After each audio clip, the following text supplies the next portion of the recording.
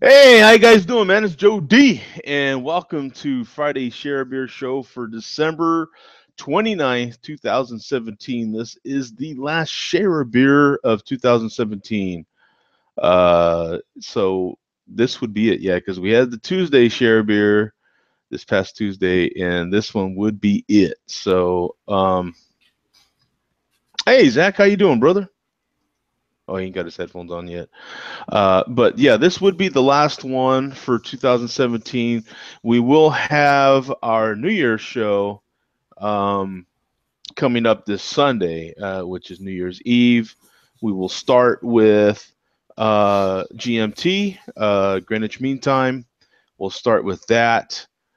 We'll do that at that particular midnight, and then from after that, we'll do the American East Coast all the way through the American West Coast.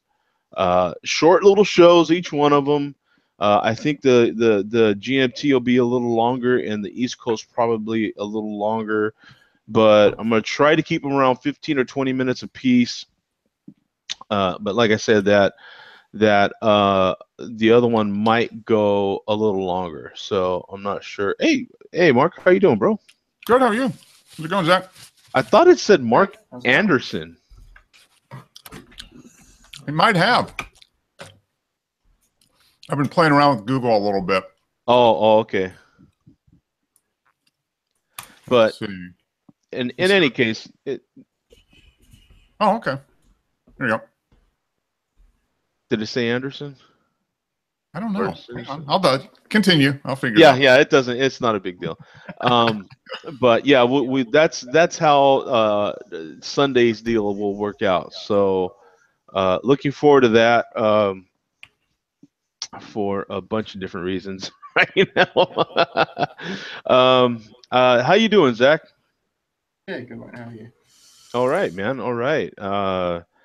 I've got a couple of beers here. I have to admit, man, this is different because I'm not typically off. So all this stuff is set up for when, in my normal work routine. And so now I'm off. It feels completely different. You know what I'm saying? yeah, I imagine.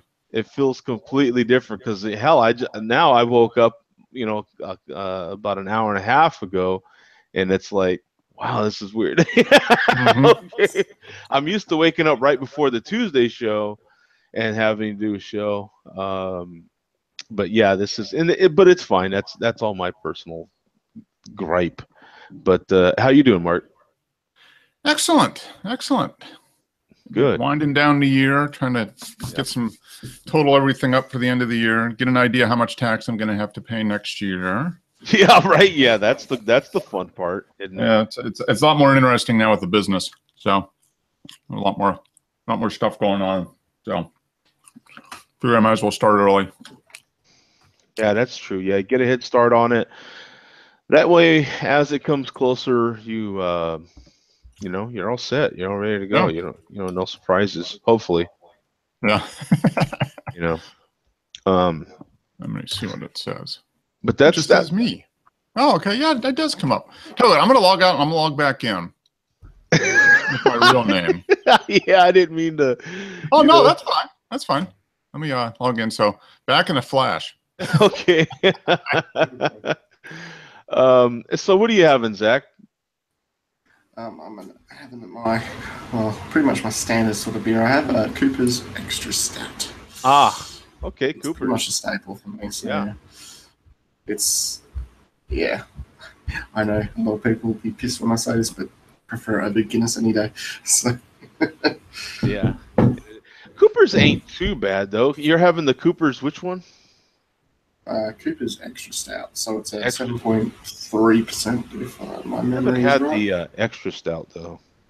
Yeah, 7.3%. So compared to for example, Guinness Stouts, 4.5%. The Guinness tastes like water compared to this.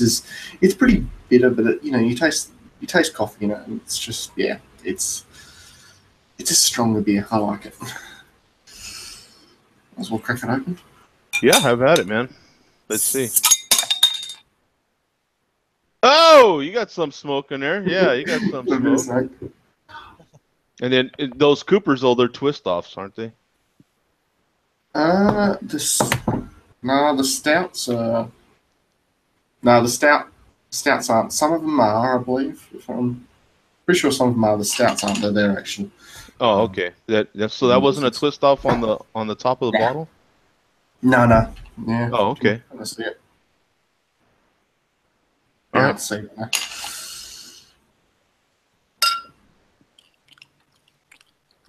Hey. Oh, is it back with my real name? You know, I didn't even have a chance to look because we were concentrating on his pour. Oh, that is an excellent pour. Is this homebrew, Zach? No. No, I wish it was. No. Okay. It was extra stout. Okay, cool.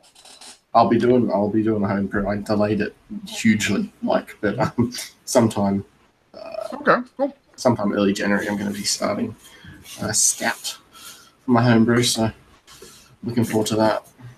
Good.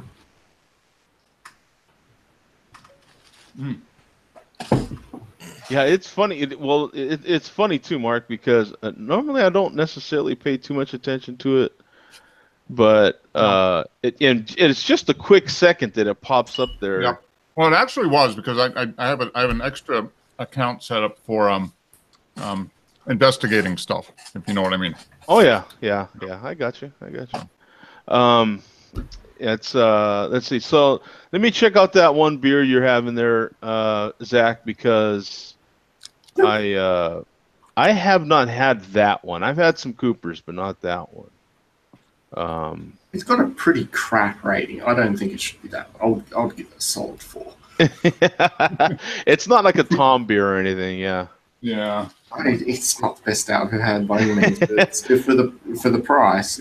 For the price, absolutely. And hey, man, anything you can get out there reasonably priced, I would be drinking. Yes, that. So how much is that? A couple dollars? Do you get it by 6-pack, Zach? This was actually a Christmas present from someone, but it sells. Yeah, well, that's the best beer right there. Well, Yeah, that's it, free beer. But about $63 for a case, so for 24 packs. Okay. 4, 6 packs. $2.50 a bottle. Yeah. Okay.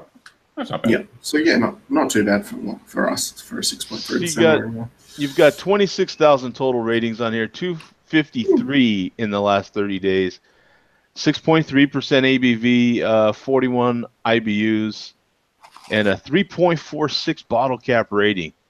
That ABV though, you said was different on the bottle, right? You said it was 7 something. No, 6.3. Oh, 6.3. Okay.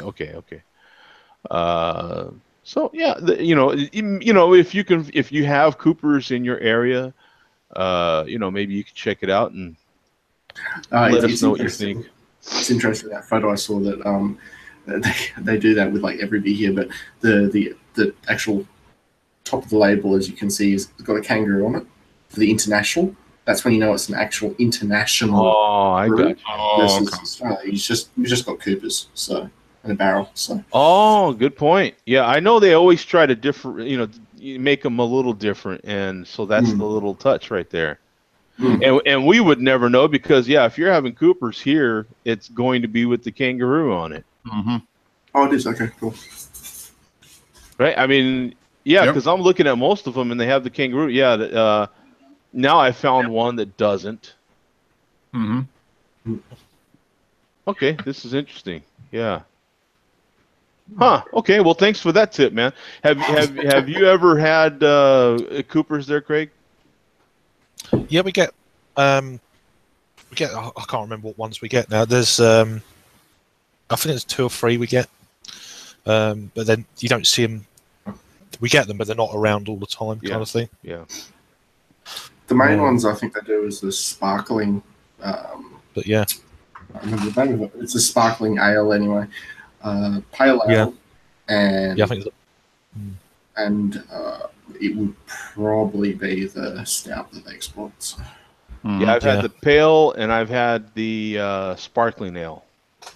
I've had the pale, the sparkling. Is there like an amber or a copper ale? Could be. I think there's an amber. Yeah, we get an amber. I'm pretty sure of that. Mm-hmm. Yeah, I see a dark ale, which is a brown. An English mild. I haven't heard of that one. they do it like a celebration ale, and they also do what's the other one? I'm trying to think. It's freaking good. It's like $27 a 6-pack, but it's like a 7.5%. Oh my God! Trying to think of which one it is. Yeah. Oh, well, actually, good comparison also. Whenever I say a price in Australian dollars is within a cent or two of Canadian. So whatever I say is pretty much converts perfectly to Canadian. It's not that far off US. Australian dollars. Yeah. Yeah, which is all not exactly like Isn't it sad that I know more about Australian money than I do Canadian money? Yeah, I don't know anything about Canadian money either, so it ain't doing me any, you know. At this point, I'm learning more about the British pound and the yeah, I know more about that and about the Australian dollar than I ever do anything else that I come in contact. Well, down here, I don't come in contact with as much Australian money as, you know, our friends like in Boston or Minnesota or something like that, where they're right up against Canada. I don't see a lot of Canadians here. Oh, we have a lot of Canadians down here, though, especially right now. All the Canadians that have homes down here are living down here right now. Yeah, they to try to warm up because it is, you know, the high is supposed to be 76 today. So, you know, Well, Joe, you know the best way to spell we're getting Canada, right? What was that? You know the best way to spell Canada, eh? C-A-N-A-D-A. Okay, I get it. All right, it took me a minute, but okay, I get it. I get it now. I get it.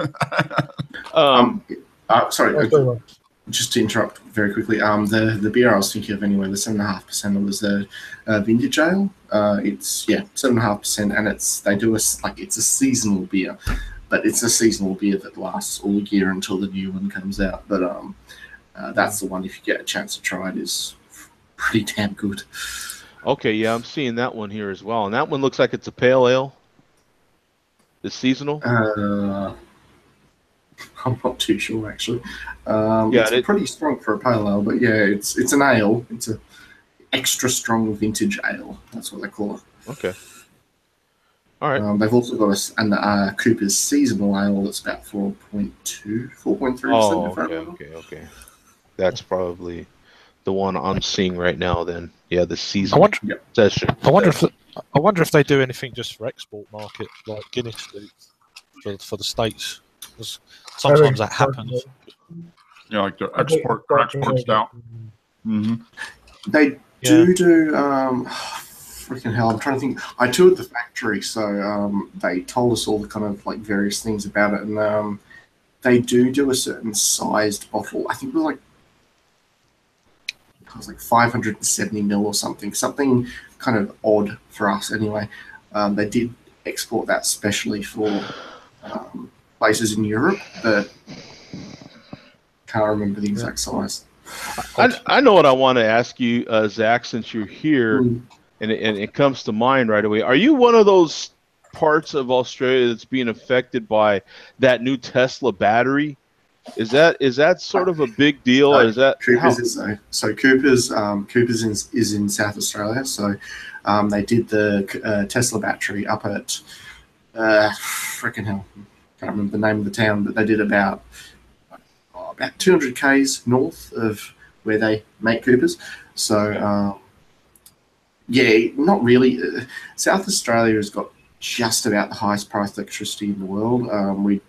They pay around that 40 cents per kilowatt hour versus like what I pay here. I think I'm about 31, 32. I'm in Western Australia at the moment, but it's about 31 an hour. But you know, renewable technologies here. Yes, there's a Tesla battery, and yes, South Australia is trying to make themselves very green and eco in the fact that they did get Elon Musk and Tesla to come out and actually do that. But you ask your average Joe, and they just want every coal power station to actually start running, because the prices here are freaking ridiculous for power. Like, Yeah. compared to other parts of the world, of course, like the US, like it's pretty horrendous. Yeah, you pay 3 times what I pay. I pay 11 cents a kilowatt hour here. And we don't get paid 3 times more. So it's like we do pay 3. We probably pay about 4 times. You guys pay like 4 times for the beer, 3 times for the electricity. That's it. Yeah. Wow. So we don't exactly have that, but because of that, there's a lot of various like companies and governments that are interested in actually. Well, that's kind of a partnership too, right? Who went in with Tesla on that deal? That's not a sole South Australian government. The They South, basically it was all a tweet, a tweet fest, as they said. That's how it started. it was like a dare or something, right? Like Yes, it was a dare. Elon Musk dared. Well, not dared, but he said, if we don't get it installed within 100 days, you'll get it for free. And of course, the government's thinking, "Oh, that's excellent," because they needed a fix very, very quickly. Because if they say, "Oh yeah, we'll get it done in 2 years' time," they're going to lose the next election. So And they it's- thought, "Okay, I've heard it's already come through twice since they turned it on, like big time. It actually came through. They actually got on. They got on well before the 100-day mark. I think it was on the 2nd day of operation it came in, and it saved. Jeez, I'm forgetting my numbers now, but it was about 13,000 houses that it powered, and they didn't need to turn on the peaker. Yeah, because it was a matter of it's a matter of that delay between the coal stations, right? There's like a serious delay. So it was. Yeah. I think the minute they turned on the batteries, it was like a half a second delay. That first big one, and then the second one was down to like milliseconds. It was like yes, that's the thing. Of a second delay, right? With the Tesla batteries, it is instant. There's no delay. There's no no houses losing power, etc.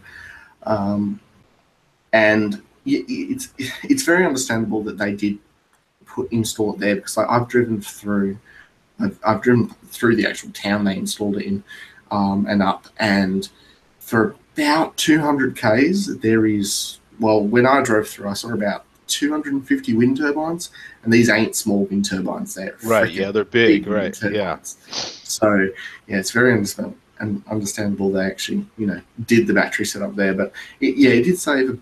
I think it was about 13,000 houses when they actually. From the story I had heard, there's someone else involved though, because they had put a huge bet on those wind turbines. Toyota? Yeah, I think Toyota is paired with Tesla. I think. Yeah, because there's someone involved with those wind turbines, because they were saying the whole time that you really needed to put money into those wind turbines, and then here it is. And it'd be funny if it was Toyota, considering they're so anti-EV, frankly. Like not necessarily, because Toyota's the company that actually helped Elon Musk get to where he's at. Without their help, there'd be no Tesla right now. And they used. And they let Elon use part or half or one of their old plants, something to do with that, and that's where he got to the level he was at in order to get his battery plants that he's got, in exchange for some of that same technology that they're using in their own hybrids and so forth. So Toyota. They helped each other, in other words, and it's really common with automotive companies to do little partnerships. I scratch your back, you scratch mine, sort of thing. I know Tesla did. They did a partnership with a Mercedes, and they were doing the batteries for the Mercedes. Like it was like a B200, whatever it was. It was a little hatchback style car, and they partnered with that. But that's luckily.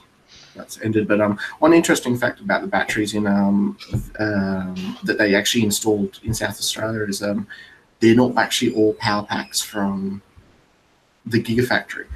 They've actually, because of the rush, they ended up actually getting.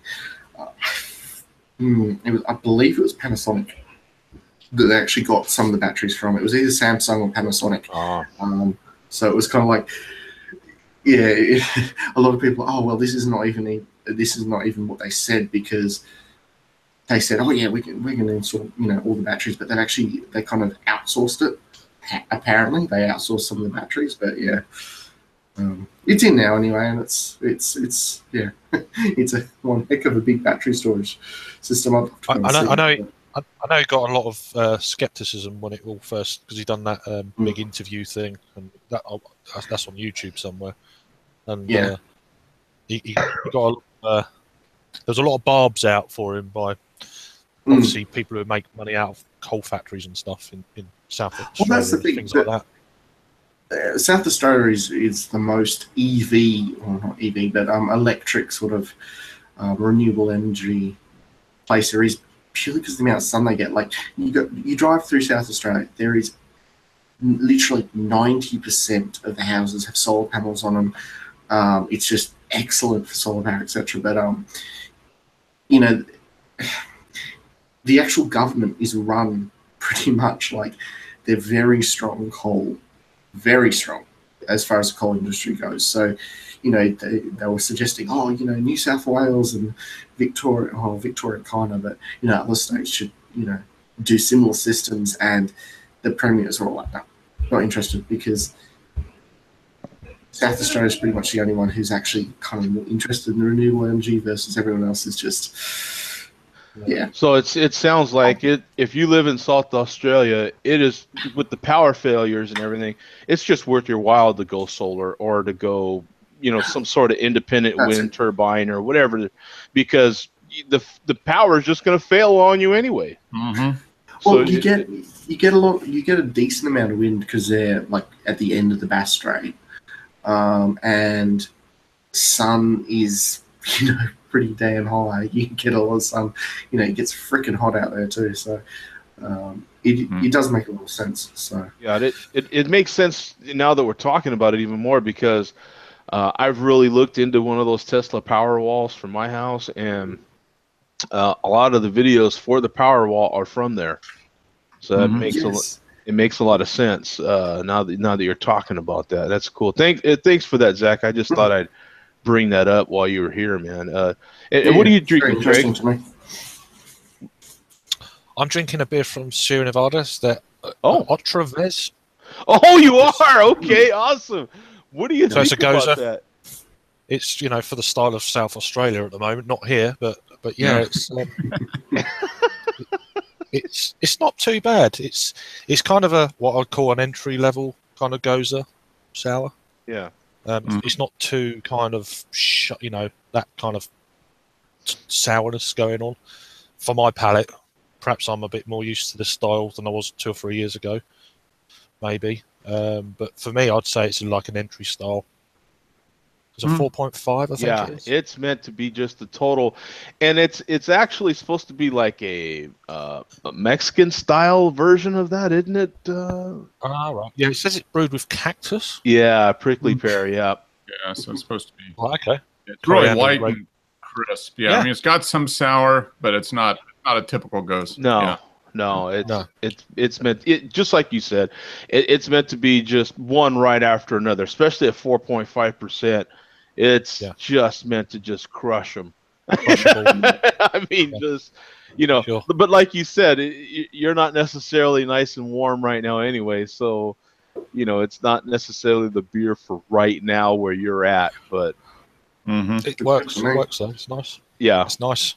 Even now though, you could be having some questionable weather, a little chilly or something, but sometimes you still do want a beer like that. You don't necessarily, always want a big, heavy, dark, beer just because it's cold outside. I mean, we don't all drink, or eat soup just because it's cold outside. Sometimes you do want some ice cream. You're like, I mean, I do want, from the garden, yeah. From the garden, yeah, exactly, yeah, fresh garden fresh ice cream, yes. Don't eat yellow snow though. Yeah, no. Stay away from the yellow snow. Mark, what are you having, my friend? I'm having one of my Merry Christmas, Happy New Year beers. Yeah, that's the Anchor. Bum beer. Bum just had that. Yep. Yeah, I got a 6-pack. I didn't get the double magnum size like Bum got. I got a 6-pack so I can. Wimp. Yeah, I am. But this is a really good beer. I mean, it's a really tasty beer. Very enjoyable, and it's not too heavy. I think it's like 6%, something like that. So it's a nice spiced kind of winter warmer style. And finally we get to Zach. Man, I want to thank you, man, for sending those packages, man. That was awesome. And you know what? I'm glad you told me about the soap yesterday. So I went back and looked in the box, and I don't know if you sent different soaps to everybody either, but I got the. Yeah, everybody got different soap. Okay, so it's a I'm hoping it gets delivered today. I haven't seen it yet, but it's supposed to. I think it's supposed to show up today. We'll see. Oh, the soap. I'm hoping so. The soap is. It's cool, man. Let me get it. Hold on. Oh, okay. Go ahead and talk about it, Zach. We do, I guess there's 6 of them now. But we do. And they kind of just go with the season, but they're fun. Are they craft soap? They're craft soap. They're made by a local company called Two Ravens. Okay. It does everything organic, everything natural. And he works at breweries, so he kind of just grabs some beer and makes some soap for everybody. Okay, cool. It's been a different venture to do. Mm-hmm. Cool. No, it's so they use beer in the soap making process, then, right? Yeah, he does all kinds of stuff. Beard oils. Mm-hmm. So yeah, hoping everybody gets theirs here. So Joe got his yesterday. I got the lavender is the color. Okay. So that's made with our lavender lager. And it's funny because it smells really good. I actually have it sitting. He has this nice logo on the front. And then written right here is lavender is the color. And it's cracked open just like that. The top of the box is open just like that. And you can see the nice chunkiness in there and everything. I have not taken it out of here. Just like this, sitting on my counter, it's been smelling the kitchen area real nice. Though it's funny how you can smell the nice, and it's not the lavender that would be in a beer. You know what I'm saying? It's sort of lavender that, you know, your wife or girlfriend would have like in the bathroom. You know what I'm saying? It's that kind of, but it's funny how you can get that nice hint, that nice floral hint of the lavender, but at the same time still has a beer smell to it. But it's real pleasant. It's not like the, you know, like that last little bit of a beer you have in a glass and you leave sit on the counter and then you walk by and you're like, oh. You know, it's not like that. It's not an offensive. It smells really. It's funny how it has that beer smell. What is that? Am I getting the right thing, Zach? Yeah, it's lavender and it's got a little bit of sage in it. Here's a look at it. And it's cut like mountains. Is that on purpose? Is the mountains on purpose there? Yeah, that's his logo. Yeah. Okay. Cool. It's awesome. And then I don't know what everybody's getting. Joe got the Scotch ale and the lavender soap, and then I really just grabbed 6 beers and had the wife package them. So everybody's getting different. Did it come UPS or USPS? It'll be UPS. At least mine do. UPS? Yeah. Okay. All right. Which I love. Thank you very much, because I'm one of those people that has the lockers, and so you have to walk to the lockers if it comes through the mail. If it's small enough where it can fit, and they've got now with this being a new neighborhood, they've got these huge lockers too, so there's not hardly any packages that won't fit in there now. But you know, in a previous neighborhood, they just had these little, so there was a good chance that if you got a package, it would still land on your doorstep.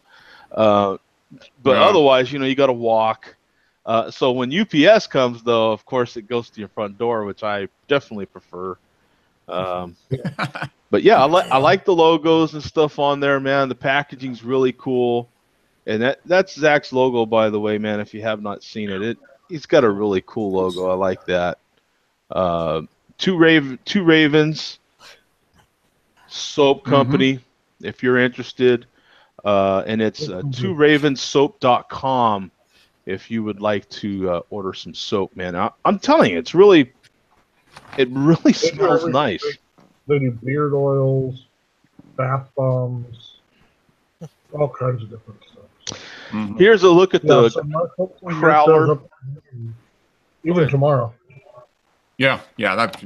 Today or tomorrow. When did you get yours yesterday, Joe? Yeah. Okay, that means I'll probably get mine today or tomorrow. Yeah. I got mine so fast, it was incredible. Mm-hmm. I was like, dang, did he overnight that? You know what I'm saying? So, but this is the Crowler. I pulled this out of the box and I was just like, see, this is why Crowlers kick everything's ass. You know what I'm saying? I mean, the Crowlers are better than Growlers to me. Just for that, the first time I got one, and I went to the brewery here, and the first time I got them was at Whole Foods, actually. Mm-hmm. And I got 2 Crowlers to go. Hell, that was actually the first time I had Victory at Sea. I put them in the back of the truck and I kept going to different breweries. It was awesome. I was like, where's this been my whole life? And now, Zach doesn't necessarily can beers, but he can do these Crowlers. Mm-hmm. And then here we are, man. I've got Zach's beer here, versus the glass, it's a little bit more of a process. You know what I'm saying? Mm-hmm. Yeah, and we are working on developing a 25.9 ounce can, which would be a bomber size can. Oh, That's amazing. Cool. So we are working on that. Hopefully, we'll have that here in the first month of the new year. There is another machine that's out. One brewery here in town is demoing 8 ounce, 12 ounce, and 16 ounce cans. Okay. wow. Okay. I would never want to do it for 6 packs because filling them individually, that's a lot of work. Yeah, it's a lot of work. Yeah. Mm-hmm. Anything coming. If you were going and you guys out sample packs or whatever, telling everybody an 8 ounce beer. That'd be awesome. That'd be Yep. That'd be awesome, and especially for independent breweries like yourself, having that flexibility in a Crowler would be awesome. Mm-hmm. Yep, would be great. And way more affordable. I mean, than trying to do a proper, even a small level. Some of those canneries are kind of portable now, right? And Mobile canning has it's a 7-barrel limit. It's a 9-barrel limit. That's 18 kegs worth. So 18 times 15 and a half would be, yeah.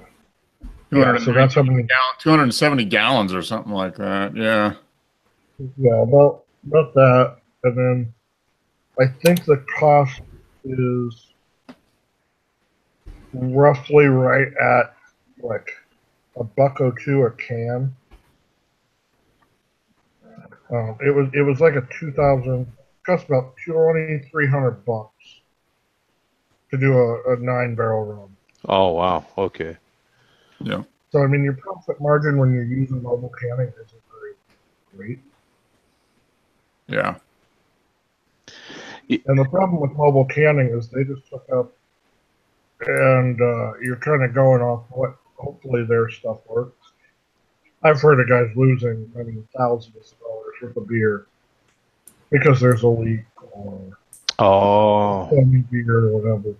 You got to have you've got to have your beer so cold, or else it's going to lose carbonation flat and have bad DO levels. So, you want to try to can out of your bright tanks and try to turn those down to 29, 30 degrees. Okay. And because by the time it gets pumped through a line, goes through a filler head, and then hits it's a can, it's temperature or whatever, you're losing a lot of that temperature. Yeah, so by getting it cold, yeah, it's denser, so you're not going to lose as much carbonation. Yeah, because you want it canned right after it. You want it in that can at about 32 degrees, Mm-hmm. or else you're going to start losing different carbonation levels. Mm-hmm.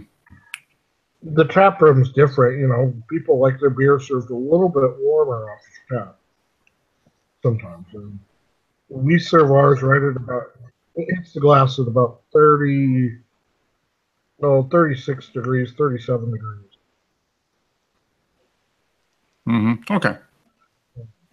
But the beer in the cooler is right at about 33 and a half. Okay. All right. Yeah. Temperature is a big thing. You don't want to get it too warm. Yeah, absolutely. Yeah, temperature is always important. And well, I do appreciate it, Zach. Thank you so much for sending these beers out. Oh no, I'm just glad somebody got them and they're involved. And so I got the Scottish ale, as Zach said earlier. It's 6.37% ABV. Looking forward to that. I love Scotch ale. Heck, I love all beers, really. I can't wait to talk about that one. I'm kind of like straying away from it for now, but it's one of my favorite beers. Yeah, soon enough, man. We will be talking about it. So the plan is to drink those at what, midnight Eastern, or are you thinking? Yeah, midnight Eastern would work. Yeah, the Eastern, the GMT show is going to be a big one. But yeah, the Eastern will pretty much be a real big one. I want to make sure that we can do it at a time where we're catching everybody. That's why I'm saying, like, that show might be a long one. I wouldn't doubt if that one kind of bled into the Central, actually. Yeah. Is that show going to be like at New Year's? As far like no, I'll start them a little earlier. You know what I'm saying? And that way we can have a countdown and everything. So each show probably, I would imagine, maybe 10 minutes early. You want to do a breakfast New Year's for Australia? For a fight? For Australia, we'll do a breakfast. Oh. Yeah. We'll wake up and we can eat sausage. Yeah. Yeah, that. Yeah. That you're gonna be getting up at like 5, 6 in the morning, Joe, for that. Right? Yeah. Yeah, because you're 13 hours ahead of Joe, aren't you, Zach? I'm trying to think. I'm just looking at the actual 2 in the morning now for you. So, yeah, it's about 2. Oh, no, hang on. It's 1:38 for me because I'm on the West Coast. So yeah, almost 14 hours. So, yeah. If you're having a show at 12 a.m. on what would be Sunday, I am going to have what? Okay, I'm looking at 12 a.m. in Washington D.C. So is that the time you're talking about? Yeah, Washington D.C. Yeah. Yep. Okay, so it's going to be 1 p.m. on Monday.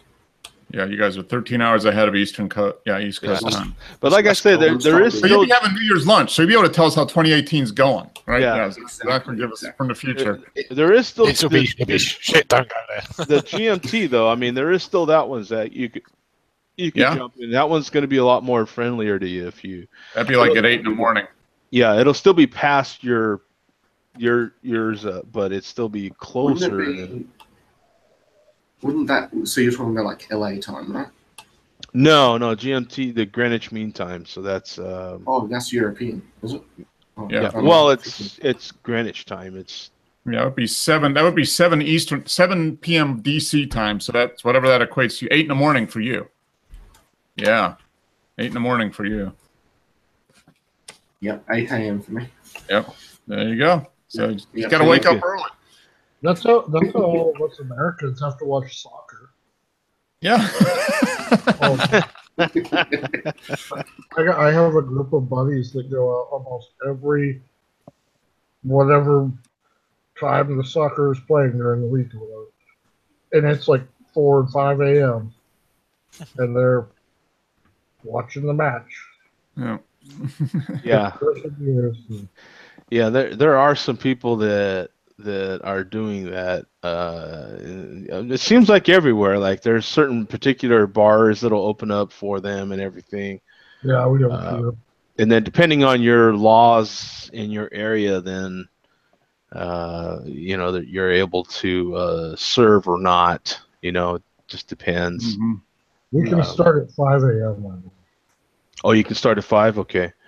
Mhm. I forget what it is here. It's something. There's a couple of hours where you can't serve, I think. And Yeah, I know. For us, Sunday you can't serve until 12:30. But I think the rest of the week you can go as early as like 6 or 7 in the morning. Yeah. What do you do till 12:30? You go to church. That's why it's 12:30. We call it the Baptist rule. That's when they get out of church about 12:30. So that way they can get a fresh beer right after they get out of church. Yeah, Mark's in that Bible Belt still, so it's it's there's all kinds of. The rest of the time you can drink whenever almost, but yeah, Sunday you got to wait till 12:30. It used to be like that in New Mexico. It used to be like you had to wait till 12. Used to be like that in the UK as well. Did it really? Was it like that over there too? Yeah. Yeah. All the churchgoers didn't want everybody to get a head start on the afternoon drinking. Yeah. That's wow. I wouldn't have guessed that over there. And there never used to be Sunday shopping either, but that's gone as well. So really, so you couldn't buy beer at all on a Sunday in the UK? That's blowing my mind. There was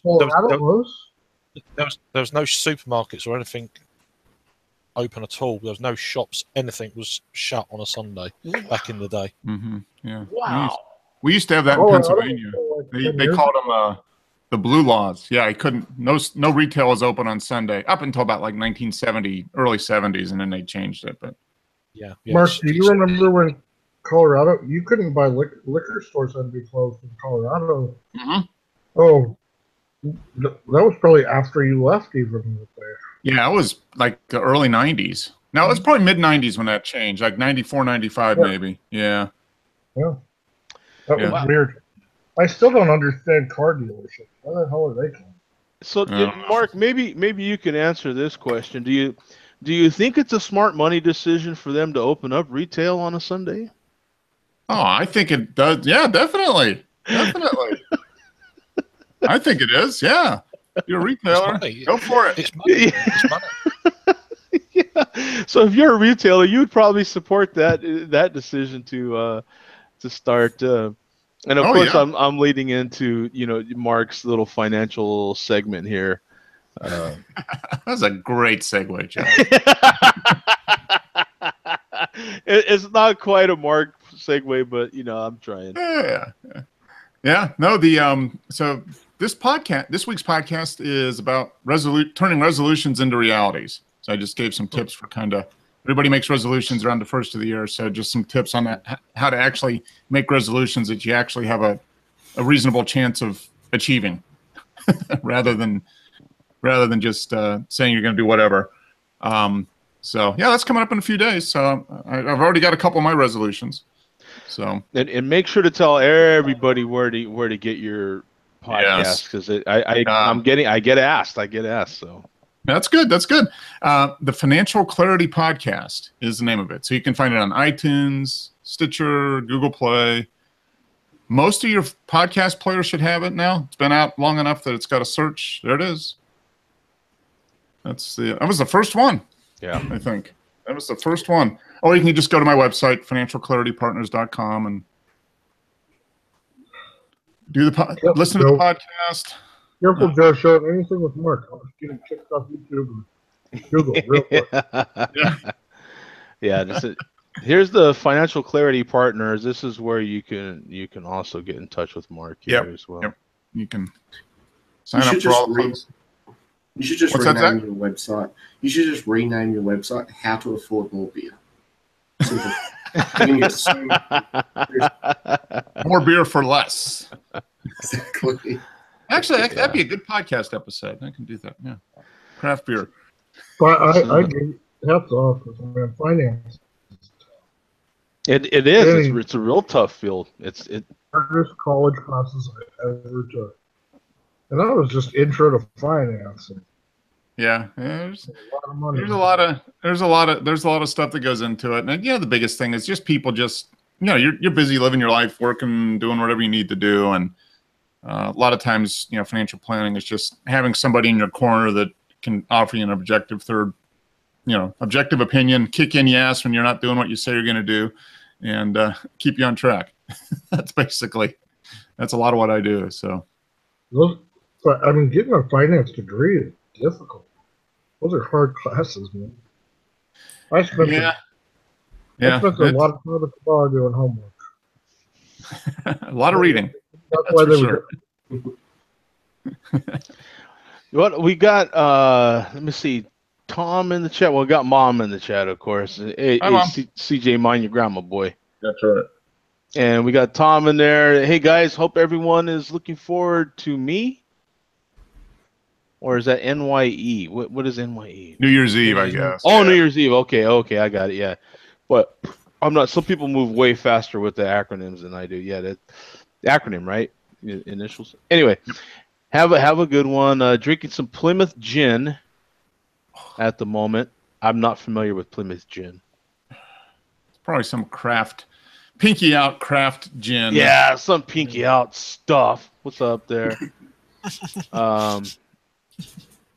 And then, of course, we got Craig in there as well. Earth chimed in there earlier. Thank you, Earth. I appreciate it.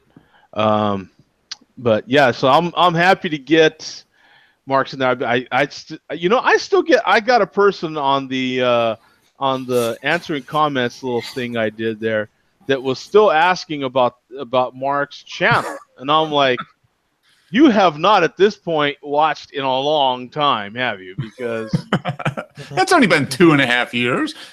Is it? No, it's been longer than that, hasn't it? Has it? It was 2000, maybe 15 or 14, 3.5 years. Yeah, 2014, I think it was. Wow. Mother Google took me down. Yeah, Mother Google took him out, man. That was I'm glad you said Google then. I was like, yeah. Yeah, no, yeah. Mother Google took old poor Mark out. Now I'm having a Thunder Canyon. I have not had this brewery before. This is their Deep Canyon brew. They're way down south. Are they in Tucson or something? Yeah, Tucson. Okay. I've not had anything from them. It's an amber, as you can imagine, the Deep Canyon amber. Mm-hmm. I said, on the back of this can, it says, this amber is deep. Crack the top and immerse you. How many ambers are deep, man? Come on. But this amber is deep. Crack the top and immerse yourself in caramelly malt flavors and creamy mouthfeel. Always local, always independent. Brewed under the Sonoran sun. I can't say it's a darn good amber, that's for sure. I love the matte finish on the can. I don't know if that's copying on camera there, but it's a nice matte finish. Now, is that actual ink or is that a label shrunk onto the can? Because I'm noticing that more and more. More and more, right? And it's something shrunk on here, but the way it's done, it's really hard to pick out. But yeah, it's shrunk on here, and then it looks like they've managed to put clear on these parts, so okay, yep. So they kind of took advantage of the can itself, and then used the can as its own lettering here. So all this, if you're looking at the label, I would imagine if you took it off and you're holding it out, it's just clear at those parts. So that's pretty clever, I thought. Yeah. I've heard of deep purple, but not deep amber. So yeah, see now, deep amber is the thing, right? Now here's a look at the beer, and it's a beautiful color. It is. It had plenty of head on it earlier, but I'm almost done with it now, as you can see. But it is. It's really tasty. It's good. It's drinkable. Let me see. I thought I had it pulled up here on my Untapped earlier. Let me see. Let me go back to it. Because it's worth talking about for just a second. Let me see. Yeah, here we go. 2,287 total. 69 in the last 30. They classify it as a red ale or American amber, which is pretty typical. A medium-bodied ale with malty caramel flavor, very smooth and flavorful. Our most popular beer. So this is their flagship beer. I don't know if that's what it looks like from the brewery, or maybe they're just having that on a oh, it's a golf course. Okay, I got you. Yeah. Typical Like range. That's what a typical golf course looks like here in the desert. Wow. So this is Nice.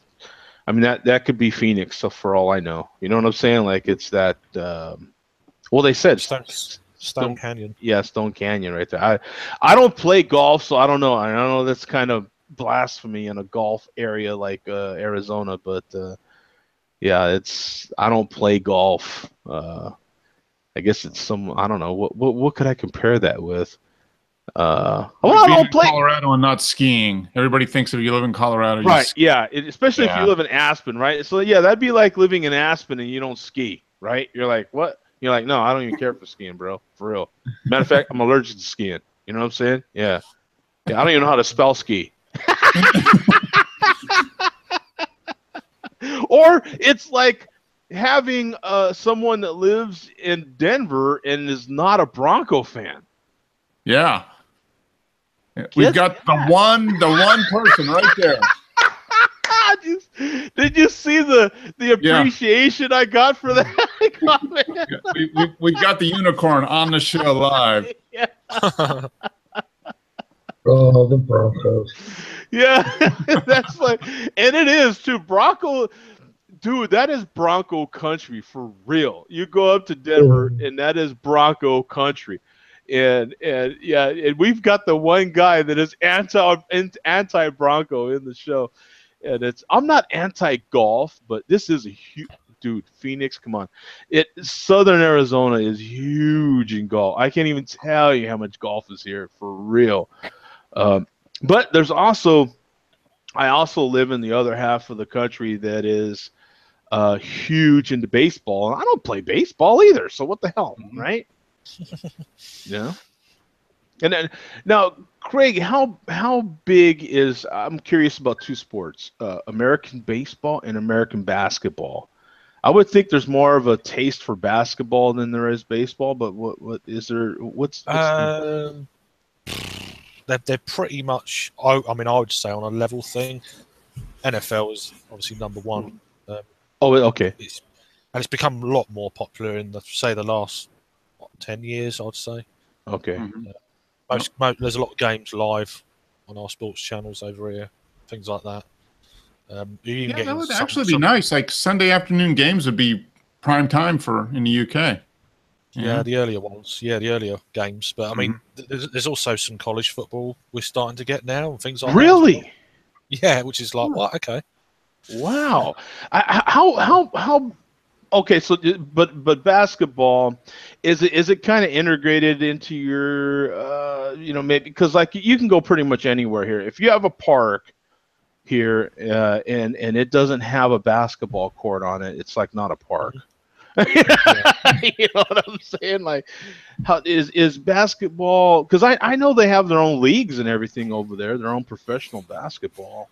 Yeah, I mean, even in I think in Italy and Spain, I think that they've got their own domestic leagues. Right. Yeah. I've heard of that. Yeah. I hear more about that than there could be a league in the UK. I don't know. That's true. Yeah, I haven't necessarily heard of a league in the UK yet. You're right. I don't think that there could be, but I hear more about some of the leagues in Europe. Okay, yeah, you're right. Yeah, you're right. Yeah, I do hear it. Yeah, I'm kind of grouping that into there, and you're right. But it's like a kind of a sport overload, though. It's so much sport. I'm curious how big. Now you said there's American college football. How big are and I know you call them universities over there, but how big is university sports over there for your own local stuff? It's more renowned for the you've got Cambridge and Oxford, they do this. What do you call it? The Cox's pairs and the redhead rowing. Oh, the rowing. It's a massive, Oh, yeah.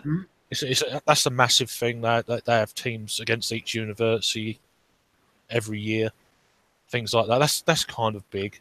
okay. I can't remember the name of what it's called now because I don't watch it. So it's not my thing. Not my thing, I'm afraid. Right. I'm more into. Do colleges I like have F1. soccer teams? Do they have soccer teams? Most colleges do soccer. They do soccer, but it's not a televised thing if they do. Oh, okay. So there's not much of a college sports sort of thing over there, like especially because, dude, it is college flipping everything here, man. I mean, colleges here have everything. As a matter of fact, colleges have sports that we don't even care about. Like, you know what I'm saying? I mean, they have so many. Like, a lot of colleges have fencing, for Christ's sake. Who in the hell fences? Yeah. Are you kidding me? You know, like it's like some of the. Yeah, it's like universities. I mean, I'd never get near a university anyway. So, but Don't we do pickleball? Pickleball. Pickleball. But you know, I think there are some colleges though that have colleges are real big on soccer, you know, which is football for you, and real big on rugby. Our colleges they have rugby teams. Yeah. They have cricket teams. I think some colleges do. Yeah. I know there's some people that get together and play cricket here because when I was in the hotel, I would watch them play in the park, sort of thing. And I'd be. We have more county cricket over here in the summer months, things like that. Okay. And there's a league community, structure for community leagues rather than university teams. Yeah, rather than a university, right? Yeah, it's like county leagues. Which are obviously, and there'll be provinces in the states, of course, are counties because they're a much smaller country. But like Kent are in a league. So not me, but right, yeah.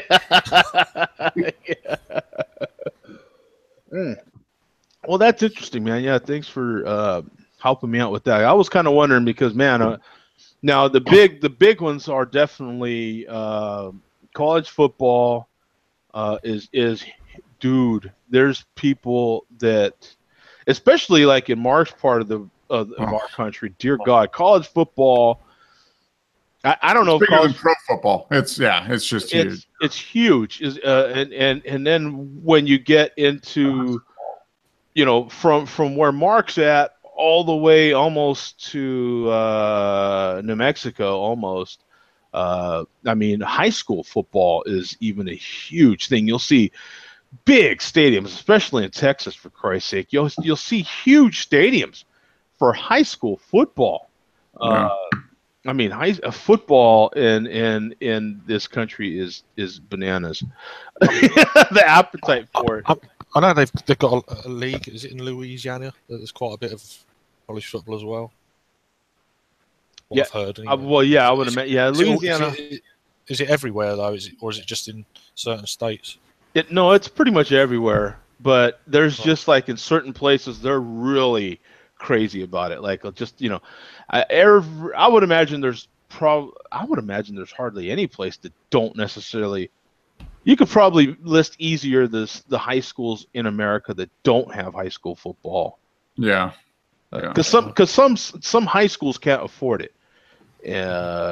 But there's some colleges that can't afford it. Some of your smaller schools can't necessarily afford it, or that's not necessarily what you're going to that college for.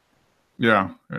But there are some smaller colleges. I know here in Arizona, you've got some of the smaller colleges that are growing a little bit, and so now they're doing their best to integrate football into there because football in this country, there's such an appetite for it that on all sorts of different levels that it brings in revenue, and that's revenue that they cannot afford not to try to get because if you're a struggling university, or even a small community college, for Christ's sake. You want that money if you can get it. So even if it's a small university that they might even integrate an 8-man football instead of 11-man football, or even a 6-man football, they'll do what they have to because there's such an appetite for it. Yeah, a lot of the small schools in the Midwest, like in farming communities and stuff, they'll have 6-man football.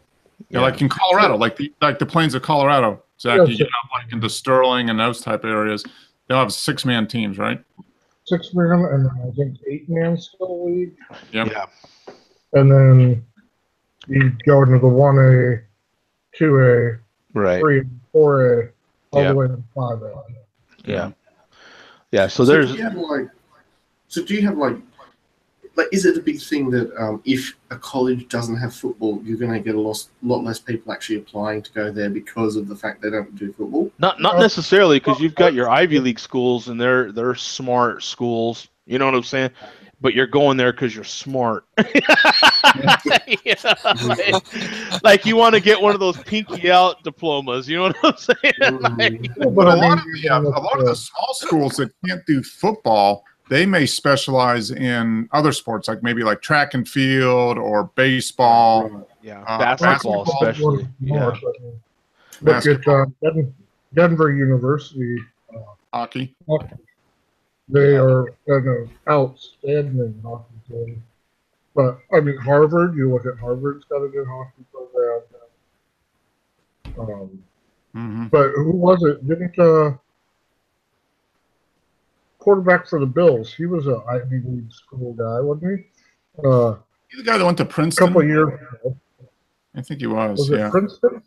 I think it was. If I'm thinking of the guy, yeah. Well, you have some of them going to Stanford now. Stanford's really turned up their program. Well, that's your favorite quarterback ever, right, Zach? John Elway went to Stanford. Well, Buckus.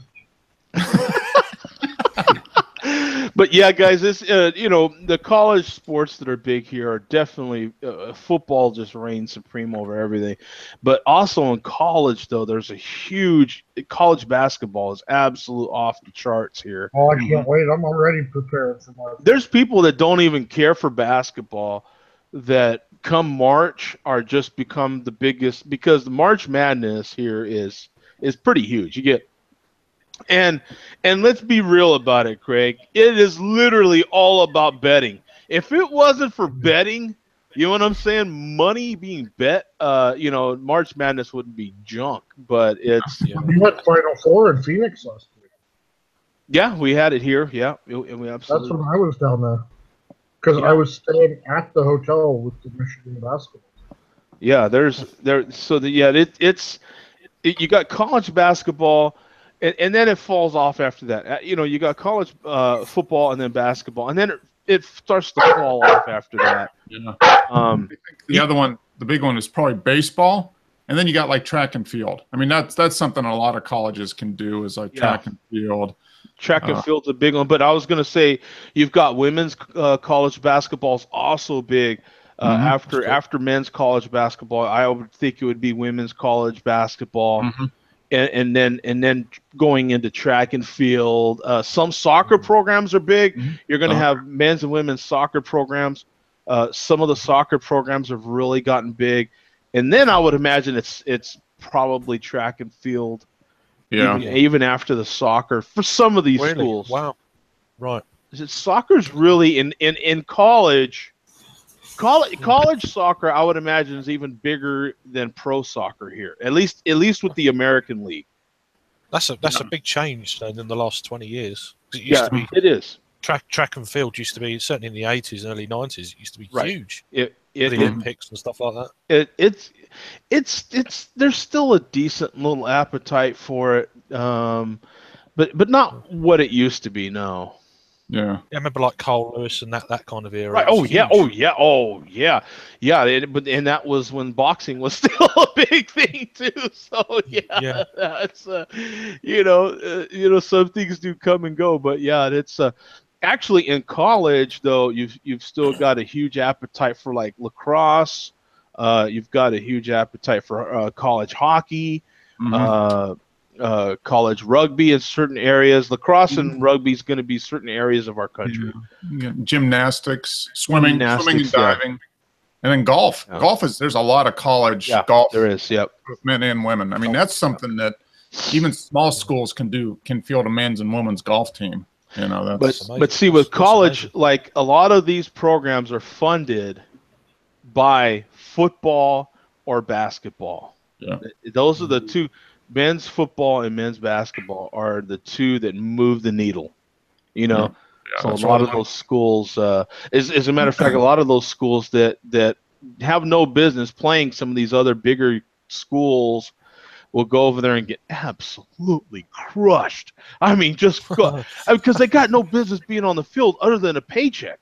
It literally brings in that one game will bring that one school that much revenue to where it's worth humiliating their students over it. It's kind of sad. Yeah.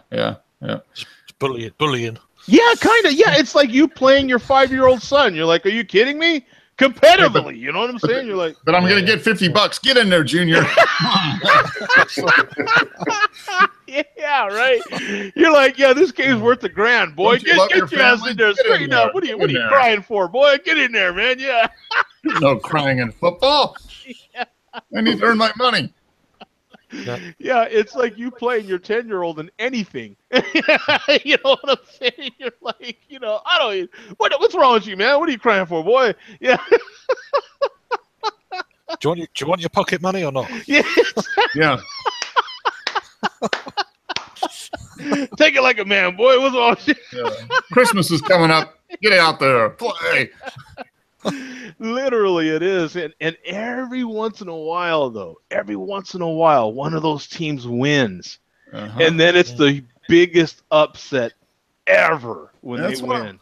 That's actually some of my best weeks of college football, the first 2 or 3 weeks, because you got the big teams that are kind of overlooking, you know, the teams that have no place on the field. But every once in a while, one of those teams will just pull something up, and they're like, oh. And they just took out, you know, the number 1 team in the country is now number 10 because they lost to, you know, a high school team or something. It's so bad. There's no form at the beginning, is there? It's just the thing. Yeah, and it is so bad.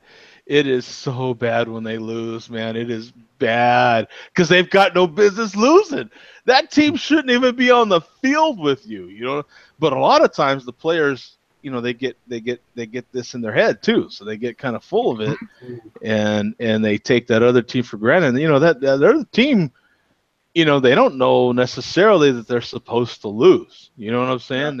That's what makes sport great, though, isn't it? Sometimes you just don't know what could happen. Yeah, that's what's fun about college sports, because they're still kids. I mean, really, they're 17, 18, 19-year-old kids, and they're learning. Yeah. So that's the deal with American sports. We gave you the whole rundown right there. Yeah, you know, basically, right? Yeah, it's and all of that from a darn golf comment, really.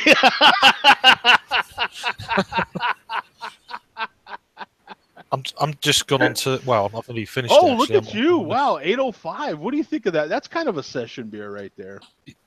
It's obviously a blonde ale, but it's was it 4.7? Yeah, and it's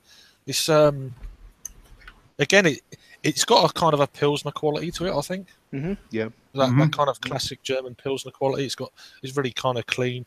Yeah, a little bit slightly grassy, a little bit kind of malt just to pick it up a little bit. It's nice beer. Yeah, you described it perfectly. Yeah, it's definitely a. I mean, you're not going to write home to Mama about it, but it's definitely a beer you can have at Mama and not embarrass yourself either. You know. Yep. You're not going to get too drunk and say nothing stupid, and neither is she. So it's you know. Well, I'm not get drunk, but well, you're like, I don't have to get drunk to say nothing stupid. No. Like, not to Mama. I'm good. Well, you've heard me talk in front of my mama. You know what I'm saying? So, She's present right now.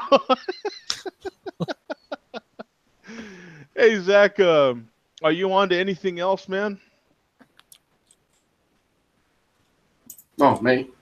Sorry. Yeah, the other Zach. I'm sorry. Yeah, one's gone.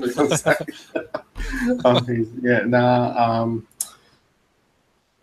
Yeah, I just had the one beer. I had a few. Oh, okay, beers that's fine. beforehand, That's so. fine.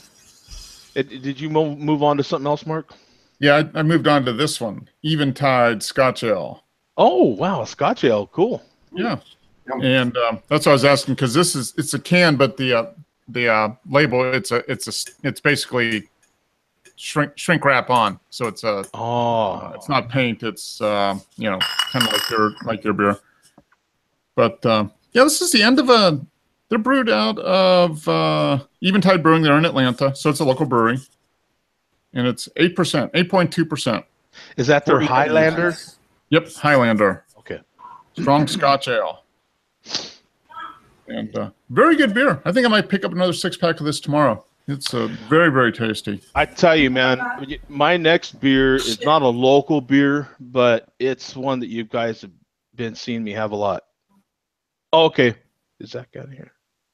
Can you still hear me? No. Yeah, I can hear you. Yep. Oh, okay. Zach had to check out. All right. So it's one, and it's the Syntax. Oh yeah. I mean, this beer, I've been going to it more than I have the Belching Beaver. Mm-hmm. Belching Beaver's sweet, and I like it. But there's something about this Syntax. I'm calling it hoppier, but it's not necessarily super bitter or anything. It's just not too sweet. Okay. You know what I'm saying? Mm-hmm. It's well balanced is the way I feel, and man, the price is right. I mean, I don't know about in your area, Mark. Have you noticed like local beers coming up in price, and some of the beers like some of the bigger breweries that are getting better distributed now, like Mother Earth and some of the other ones, kind of coming down, or it's just kind of evening out, so that like this beer, for example, is basically $9 or $10 depending on when you get it, a 6-pack. And a beer like this, which is completely local, Tucson at least, and it a 4-pack is about that same price. These are bigger cans. These are pints, but still, it's like the prices are getting really even. So now it's like, okay, do I really want to try that, or that local beer, or when things get evened out like that, it's like, man, how can I pass that beer up? I know that beer is good, And, Yep. No, I think it is getting it's the local breweries. I mean, they don't have as much wiggle room because they don't have a huge distribution. So I mean, they've got to try to but the larger ones, they've got more capacity, so they can price a little bit more competitively. Yeah. And I think we're starting to see that because there's more and more local breweries coming up. Almost every major city, you've got lots of local breweries. And then the larger craft brewers that are distributing, and then the macros in there too. And the large craft brewers are having to be more competitive with the local ones. So, and they've got the room to reduce prices and still have a good margin. Have you had a chance to have this one yet? No, I have not. I'm gonna. Who's the brewer? Mother Earth, right? Mother Earth, yeah. Okay, we get some of those. I'm gonna take a look for that. I'm gonna check that out tomorrow. It's got the hot chick on the side, with the handcuffs and everything. Oh, that's worth it then. Yeah, if I find her anywhere, we're definitely gonna have a beer. At least one beer. Talk about it. Because we got to talk about her outfit, if anything, or what her intentions are with those handcuffs. Because I mean, there's a few questions that need to be asked. The horns on her head, kind of give some indication, but I'm just saying, right? Yeah. Like, I need to know what her true intentions are. Now, the big difference between this, not only the sweetness between, I'm comparing them together because for me, I saw both their peanut butter stouts at the same time. With the Belching Beaver, I think this one's higher in ABV too. And that's not necessarily my intention to get hammered with every beer. I don't necessarily care about that. But I think it comes out in the taste too. It's not, Mhm. like I said, right now I'm in the mood for peanut butter beers, but not necessarily like super sweet ones either. Okay. I'm more in that like, just a nice tasting sort of chocolatey kind of peanut buttery, smooth kind of beer. That looks great in the glass. That beer. Someone recently told me too what this glass is called. Oh. God, I'm using the one that you sent. Oh, are you? Yeah. So what do you think, Mark? What do you think of the way it drinks and everything? I like it. I mean, and the nice thing is it's perfect. It holds a beer can, so I can stack a beer can and then carry it up, upstairs. Yeah. So it's beer can friendly. But yeah, I do like it because it's got the it kind of bends in at the top, so this is about the level for the beer, and then this leaves the rest for the head. For the head, yep. It works out very good. So you can give it a good vigorous pour, have a nice head, and it's not overflowing. Yep. Exactly. It reminds me of a Stella Artois glass, pint glass. It's got that. Oh, you think? Okay. And then what I like too is the base. The base is just thick enough to not leave a ring on your table. Yep. So you don't necessarily need a coaster. It's weighted just right, so it's not too heavy. And it's just these are 20 ounces. I don't know what 20 ounces is in milliliters, but I could come pretty close. Huh? I've got a 16-ounce can here. What is it? That's just over a pint. 500. It is actually, yeah. It's 4 ounces over a pint. 20 ounces is 591 milliliters. 591. Okay. Yep. And just like Mark said, and our 12-ounce can is just over your 330. So it's more like what, 340 or something, maybe 350. Yeah. But so it's nice because you can pour it just like Mark said. I mean, hammer away on that bad boy, and your head's gonna come about right here. It's got this nice. Dude, I'm gonna get way too descriptive for a glass. Trust me, I know. But it's got a nice classiness to it. You know what I'm saying? It's not overdone. And then these particular ones don't have labels, and I like that sort of thing. Sometimes, whatever. But it doesn't have all this built-in design to it and everything. It's just a nice, simple. No, it's a very nice. It's a nice glass. I mean, it's like a sophisticated pint glass. It looks got a little bit more. Quite, a little bit more looks to quite thick walled. It's not super delicate. No, I mean, it's pretty solid. It's good for. I sent everybody a 4-pack, so it hopefully can it's hopefully a glass that the wife would approve of as well. So it's not necessarily something you have to just hide and only bring out for beer. I mean, you could throw some ice cubes in here and have it. Oh no, it'd be good for like iced tea or lemonade or something like that. Yeah. Because it's a good size, and some people aren't.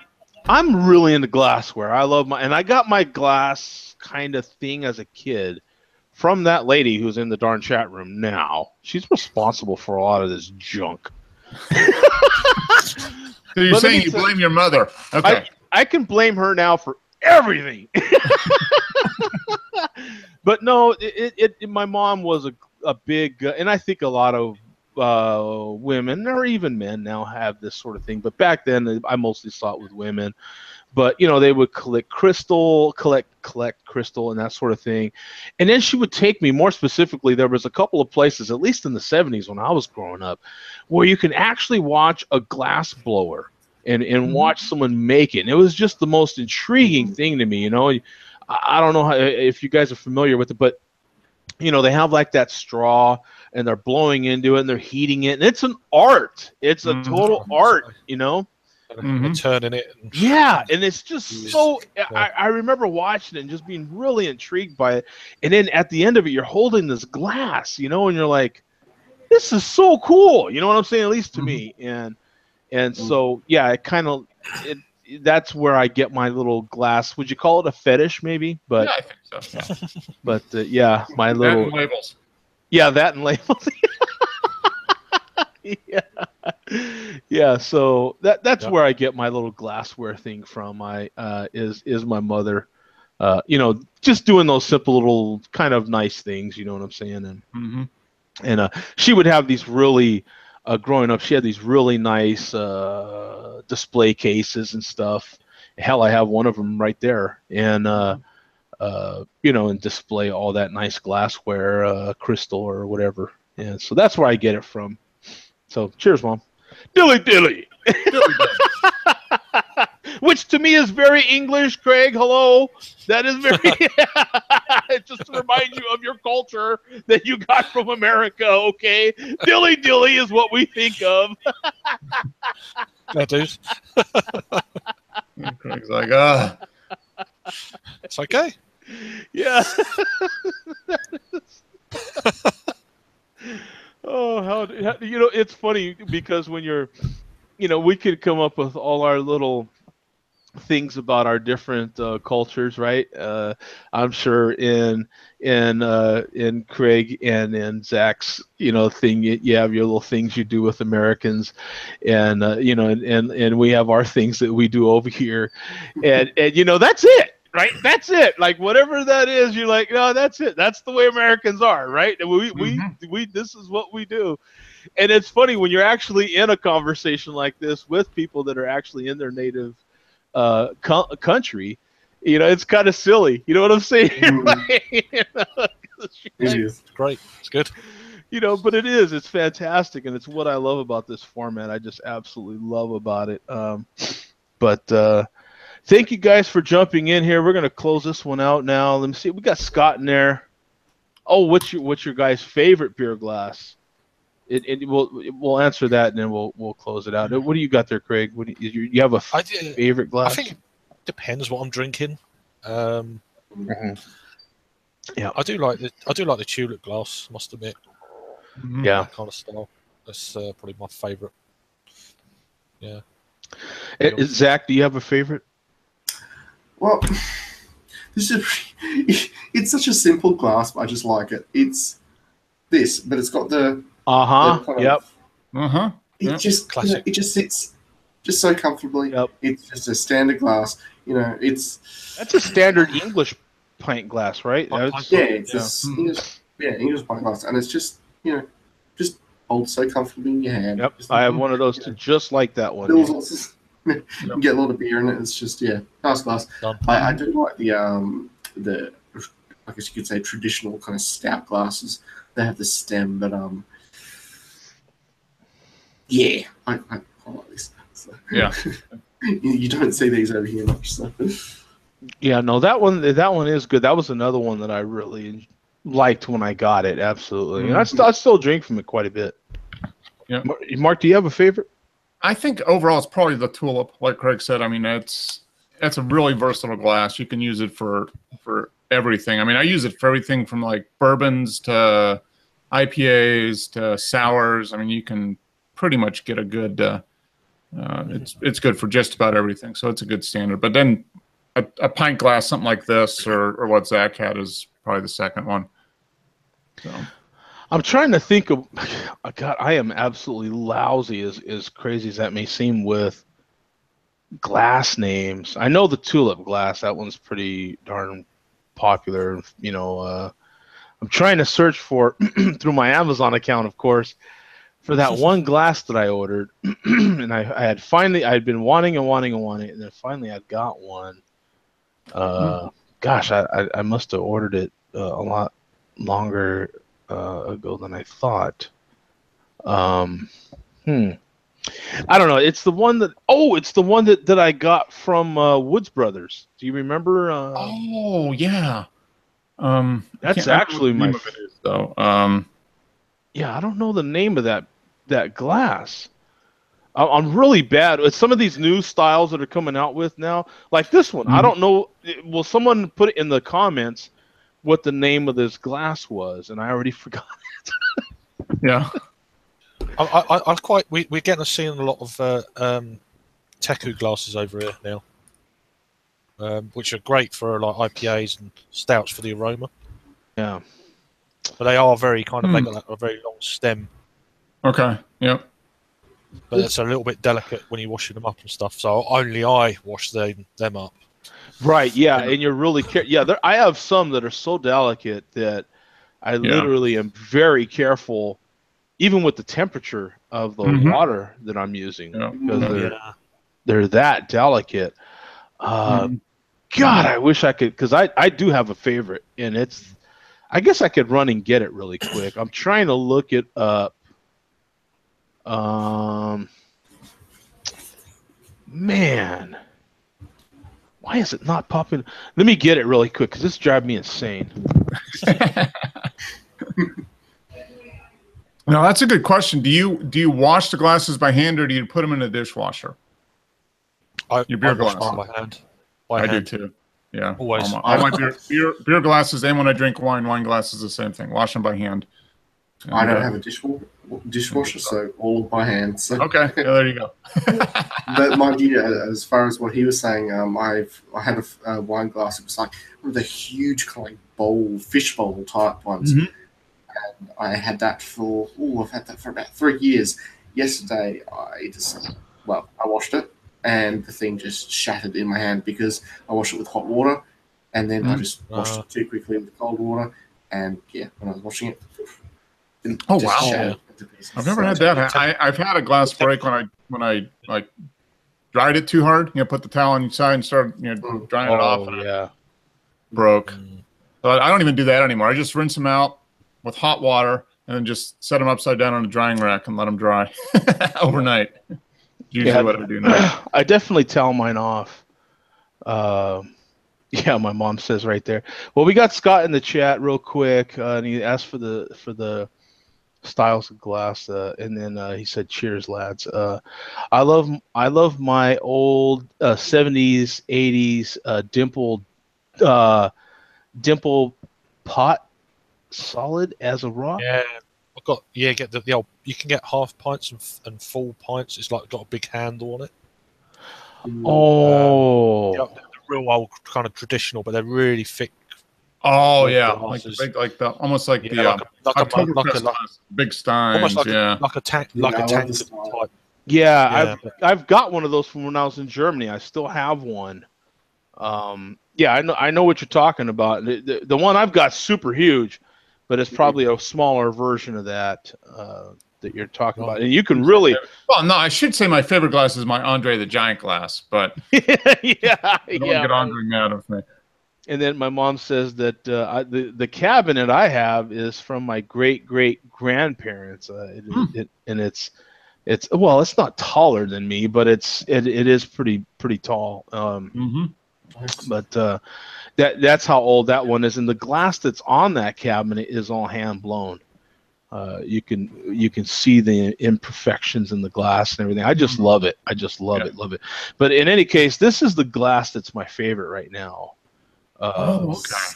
And it's a newer style glass, and you see how it's got this. It comes out on the end here, and so what ends up happening? It's not etched on the bottom. Some of these are etched on the bottom, and so they'll make that little kind of artificial carbonation, no matter what. But this particular one, it's a 16 ouncer, I think. So it does support a nice typical American pour or something out of a 330 or 340 ish beer, really, really well, and it gives enough room for the head. But when you drink it, this little lip forces it to hit your tongue. It's like Sam Adams glass, and it forces the beer to hit your tongue in just the right spot, and it's a very enjoyable glass. Right now, it's the only one of this style that I have, and this is from that brewery in Colorado that we went to. It's Boss. Yep. And sampled some fantastic beers there. It was really good. That's where I had the beer donuts. And donuts. Yep. And donuts. Yeah.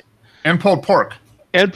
Oh, I mean, they treated us, man. They really did. That brewery was so cool, man. Awesome time. We had a great time, and maybe some of those memories are tied into this glass as well. For me, that's what happens, though. I get a glass from somewhere. Glassware is typically affordable. It's one of the affordable things you can do with beer. A lot of these glasses will cost you literally a couple of dollars. per glass. They're not expensive, maybe $5. If you go to a bar and they have a cool glass that you like, you can typically ask them for the glass. Hey, can I buy that glass? And they'll typically charge you $5. Like, it ain't, you know, it's one of those very affordable things. And every time you use it, I'll keep this glass if it doesn't break forever. I mean, you know, I've got some glasses from my great grandmother. Like, that's pretty cool. You know what I'm saying? That's cool. That is cool. So I bet they're quite heavy as well. They got a bit more actually, weight to no, them. they're super delicate.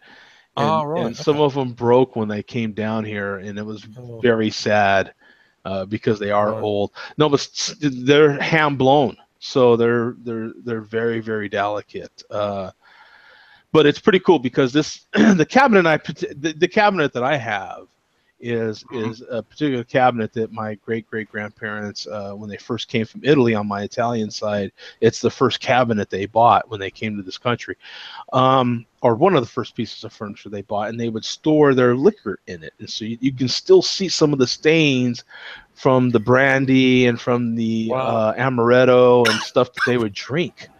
You can still see some of the stains on some of the shelves, and it's kind of cool that it went through all these years, and now it ends up with me, and I've got at least something beer related back in it. You know what I'm saying? So something that's kind of, and then I still have my grandmother from that generation, or one generation down, I guess, or that same generation. But in any case, I still have those glasses, and so it's really special to me. But glassware like this particular one, you know, I'll grab it and I think of that trip every single time. You know what I'm saying? Bum has a glass. You know, the glasses that Bum, a friend of our show here, the glasses that he sent me, every time I drink out, I think of him.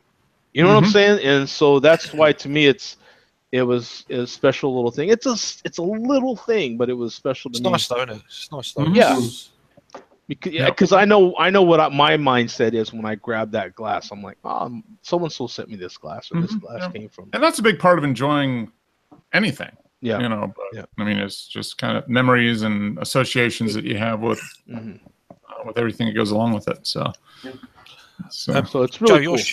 Your show on New Year's Eve, I will try and join, but it'll be on my phone, and we're going to one of my partner's relatives' house. So it could be quite loud. I might not be able to hear you, but I'll join that. The English time zone. The GMT. Awesome, man. Yeah, that's GMT. That's the one. Yeah, that's the one. That's why I'm doing it. So, trying to accommodate everybody, at least a little bit. The majority of people. Earth, by the way, Earth said that's his favorite glass too. This style. If you have not drank from this style, it drinks so good. But it also, just like Craig said, though, a particular beer calls for a particular style, and I pretty much have all the glass styles that you should drink a particular beer out of, or is suggested. Because sometimes just your big old-fashioned gobbler is that's the one. Like you're like. A goblet. I'm sorry. Sometimes that's the one that you should drink out of. You know what I'm saying? Just for the aromas more than anything else. Right. Yeah. And but yeah, you have your glasses that are kind of specially made like this one, and the Sam Adams glass is the same experience too. Yeah. In this particular glass, I can get all nerded out over everything, can't I? But that's the pleasure for me with this glass as well. The way you pour a beer into here and you experience it. The beer, you have a nice head on it, which is important. If you want to drink some beer and you don't want to get super filled up, you need a nice head on that beer. That's the key to it. Don't pour a beer so it looks like this, when you're done pouring it, because that carbonation's still in there. That head's gonna happen. So whether it happens, plus it brings out the aromas more as well. Exactly. Yeah, you want to give it a nice vigorous, as they say, a vigorous pour. A vigorous pour, exactly. So just keep that in mind, you guys, if you're watching this, and those are the reasons why you should drink. To me, anything you have, you should drink in a glass if you can, even if it's water. Even malt liquor. Oh my God.